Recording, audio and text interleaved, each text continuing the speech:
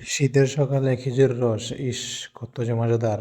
কেউ পায় না, আবার কেউ পেয়েও খায় না।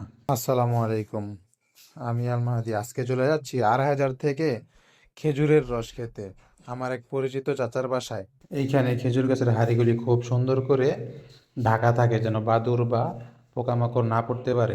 এই যে দেখেন, এটা থেকে অলরেডি হাড়ি নামানো হয়ে গেছে। তো চলেন আমরা দেখি, চাচার বাসায় যাই। চাচার বাসায় আসতেই দেখি উনি অলরেডি গাছের মধ্যে আছে এবং হাড়ি নামাচ্ছে। তো এই রসের কালারটি আমরা দেখব কেমন দেখা যাচ্ছে। এই যে দেখেন, মাশাল্লাহ মাশাল্লাহ, খুব ভালো রস হয়েছে এবং কোনো পোকামাকড়ও পড়েনি। এই কাঁচা রসটা খেতেই চলে আসা চাচার বাসায়, যেমন টেস্ট তেমনি তার রান। আলহামদুলিল্লাহ, প্রাকৃতিক একদম কাঁচা রসটা খেলাম।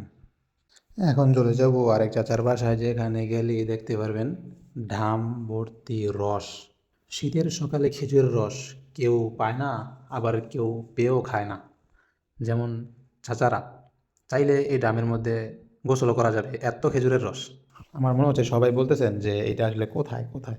তো যদি কেউ আমাদের কাছ থেকে পাইকারি খেজুরের রস নিতে চান, তাহলে যোগাযোগ করতে পারেন। ইনশাল্লাহ যতটুকু চান ইনশাল্লাহ দেওয়া যাবে।